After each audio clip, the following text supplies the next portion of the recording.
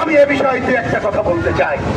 প্রিয় ভাই ও বোনেরা, সকালে যখন পত্রিকা দেখে বেরোলাম, গতকালকে রিপোর্ট হচ্ছে 415 জন শিশুর মৃত্যু হয়েছে।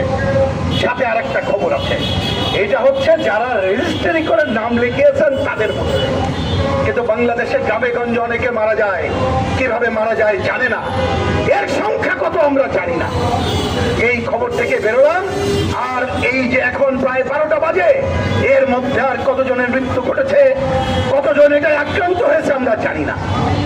কিন্তু আমি আপনাদের কাছে প্রশ্ন করতে চাই, সরকারের পক্ষ থেকে কোনো প্রেস নোট শুনেছেন যে আজকে এটা হচ্ছে, আজকে এইটা যাতে যারা আক্রান্ত হয় তাদের জন্য এটা করতে হবে, এটা করতে হবে? কোভিডের সময় যেরকম জরুরি অবস্থা জারি করে বলা হয়েছিল, শুনেছেন? শুনি নাই। আমি তাই অনতিবিলম্বে দাবি করি, আর যাতে একটি শিশুর মৃত্যু না ঘটে তার জন্য সরকার দায়িত্বশীল আচরণ করে।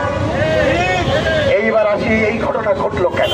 শুনেছেন, নেতৃবৃন্দ বলেছেন আমাদের বাংলাদেশে অনেক সংকট আছে, কর্তৃত্ববাদী স্বৈরাচারী সরকার ছিল, ভোট ছিল না, কিন্তু অনেক যে সাফল্য, তার মধ্যে একটা হচ্ছে আমাদের এই যে দেখবেন যে কি বলে যে বয়স, মানে বেঁচে থাকার বয়সের পরিমাণ বাড়ছিল। তার অন্যতম কারণ কি জানেন?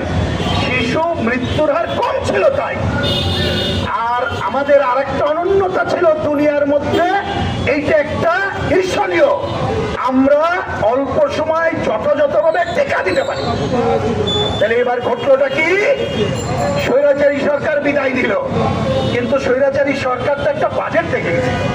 এখন তথ্য বেরোচ্ছে এই খাতে, মানে স্বাস্থ্য খাতে 41,407 কোটি টাকা তারা রেখে গেছিল।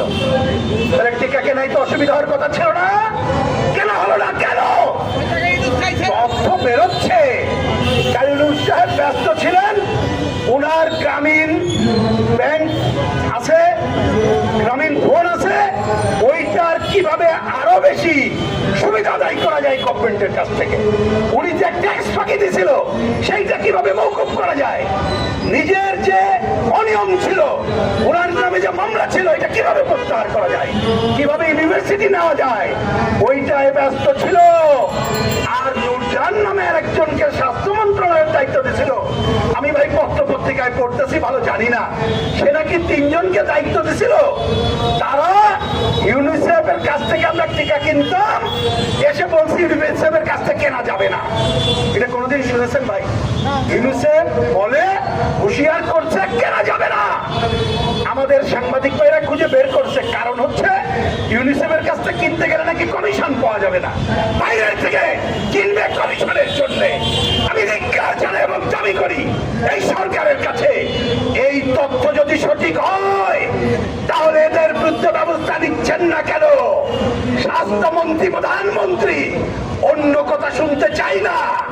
কোন অজুহাতে, কি কারণে আজকে যারা দায়িত্বে ছিল ডক্টর ইউনূস সহ তাদের বিরুদ্ধে ব্যবস্থা নিচ্ছেন না?